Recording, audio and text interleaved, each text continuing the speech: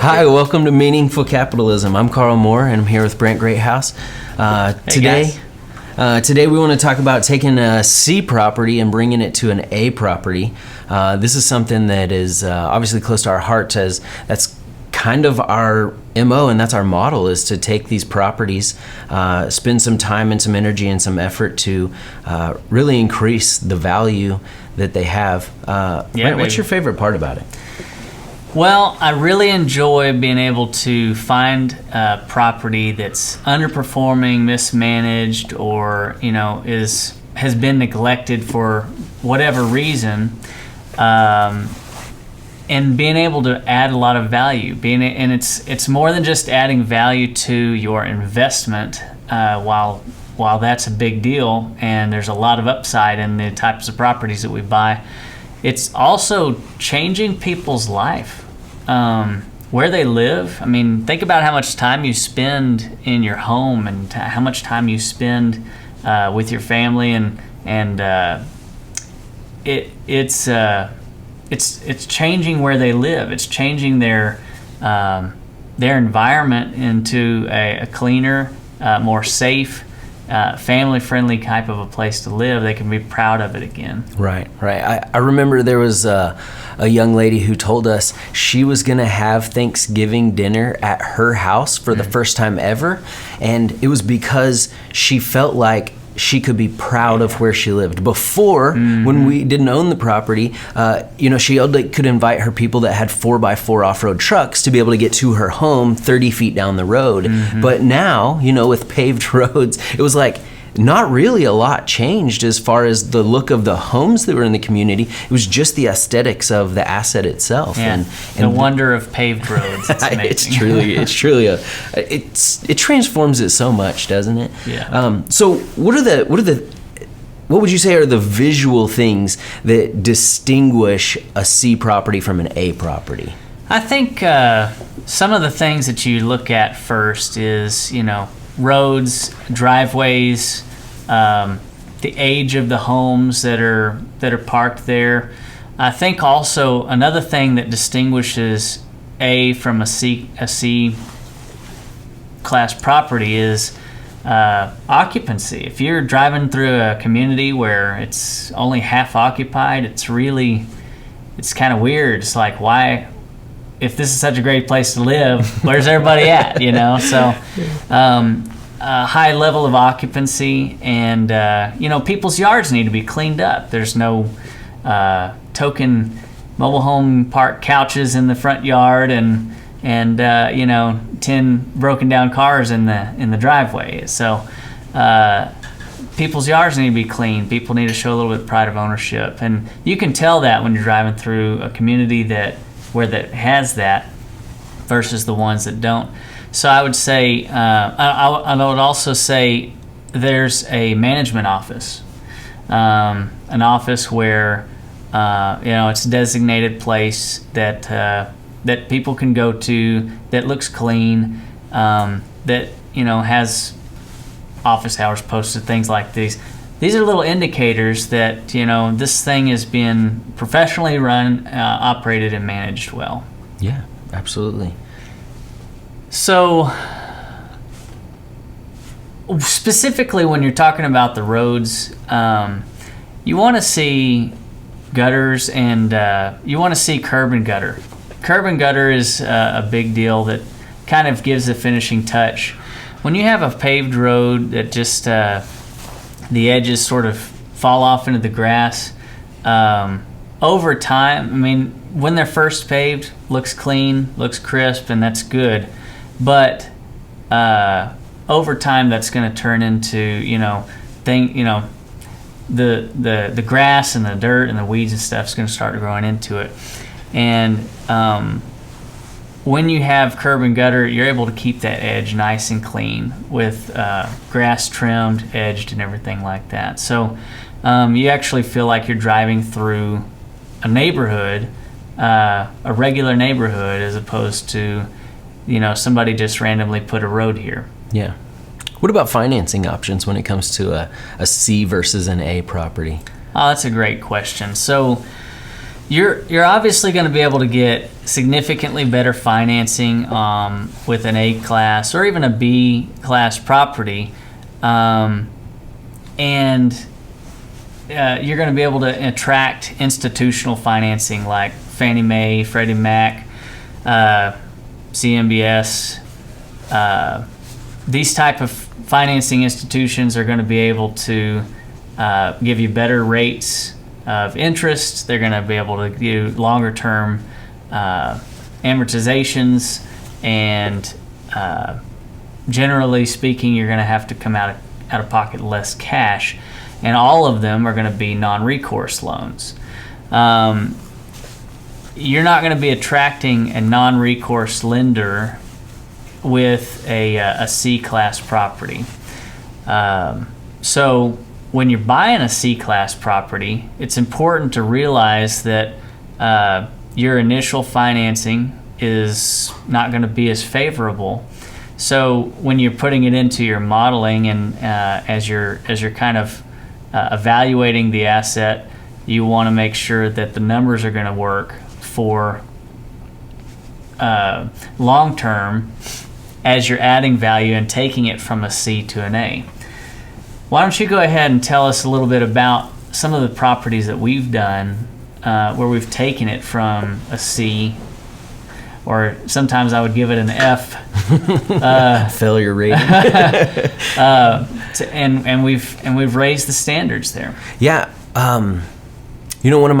One of the properties that we did in Houston is some of my favorite, and I think it's very easy to talk about just physical changes we make to the property, but there's almost like an emotional change that happens within the property as you're taking it up through these classes.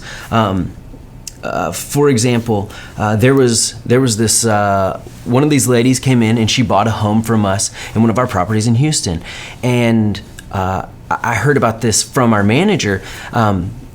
That when she told her mother where she had just bought her home, her mom said, "No, we lived there when you were a little girl. Why would you go back to a place like that?" And she said, "Mom, this isn't where we lived when we were little." And the mom obviously remembered the address, and because of that, she said, "Mom, you got to come look at it." And I heard when the mom pulled on property that she began crying because she didn't know a place could be that drastically changed. Yeah. And that's incredible because the mom didn't know the residents, and probably half the homes were the exact same age as when she moved out with their daughter when she was younger. But the daughter didn't even recognize she was moving back into a place she had grown up as a child, which really tells you physically, aesthetically pleasing place can really transform even a childhood memory, which is baffling to me. And that same manager who told me that story, I remember her crying when they had finished. That property had two main roads that go in and out, and they had finished one half and they had started working on the other half. And she called me and she said, "Mr. Moore," and I said, "Cindy, are you okay?" And she just, you could hear the tears coming out of her eyes as she said, "I didn't know it could be this nice." And that's the part that I love the most. You know, it's great to change an asset, but it's totally different to change the quality of people's lives. Yeah, it's phenomenal. And with that property in particular, I remember that it had a horrible reputation in the community. It was known for prostitution, drugs, all sorts of things. And after we purchased that property, things started to change because, we set into place some boundaries and some rules, and those people, they didn't like that very much. No, but everybody else, how many thank yous did we get when we walked the property 8-10 months in? Tons of, people were just very grateful, and I remember that specifically. But as we just simply enforce the rules that are good common practice rules, like keep your yard clean, pay on time, these things, and they at the beginning they were sort of like pushing against us to see, are we really gonna do anything about enforcing these rules? And of course you have to. But once you did, those people started just moving out. That's right. We really didn't have to kick out almost any of them. Yeah. Because they didn't like following the rules. And so they wanted to go somewhere where somebody didn't care and they could just keep doing what their own thing was. And by doing that, the right kind of clientele started coming and being more attracted to it. Right about then, we put in the roads, which, you didn't have to have a 4x4 just to drive down the road anymore. Which really opens up the amount of people that can move in. Yeah, exactly. Exactly. And so we did a whole bunch of other aesthetic things, simple things like an inexpensive entrance. And we did other things to, make sure that people's porches were looking nice and things like that. But I want to tell you a couple of things about what happens to an investment when you come in with an attitude of, how can we serve these people better? How can we truly make their lives more valuable? I mean, these are our customers. These are our residents, and our whole goal is to provide a quality product. So we bought that property at $1.6 million, and today it has a value that's easily about $6.1 million, just because we made those improvements.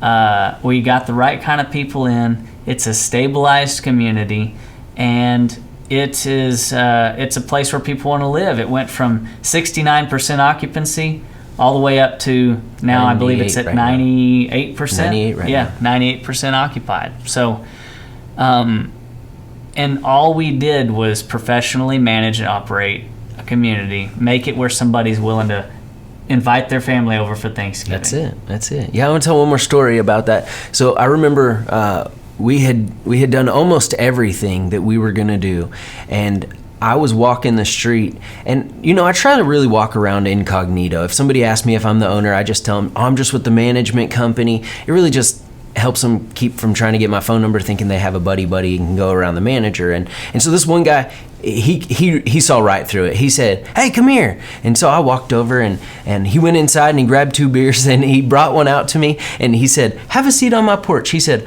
"I want to have a conversation with the person that has radically transformed my family's life." Wow, and that's so good. And it was so awesome. It was so awesome to just sit there on his porch and just enjoy life the way he enjoyed it. I remember the squeak of the trampoline as his kids were jumping on the trampoline that he was supposed to get rid of. I didn't say anything. I just let it be. But it was, it's great to really hear and leave see. That to the manager. That's right. Hey, get rid of that. It's squeaking. But anyway, yeah. It's beautiful. We've done that with property after property after property, and the comments are the same. Another lady said, "I hung Christmas lights for the first time. I've been here for 15 years." There it is. And then story after story like that, and it's beautiful. But truly, what we do is we're building wealth. We're creating an investment that is performing at a high level, and because of what we're doing and what we're bringing to the table, it's life changing. So as we're doing this podcast, Meaningful Capitalism, we're going to be able to talk about different topics like what to do with wealth as you build and grow. But then also, when you're investing in something that produces a return, how could that aspect be meaningful as well? Absolutely. Well, there's our podcast for today, how to take a C property to an A property and what that kind of looks like along the way. Yeah. Check it out.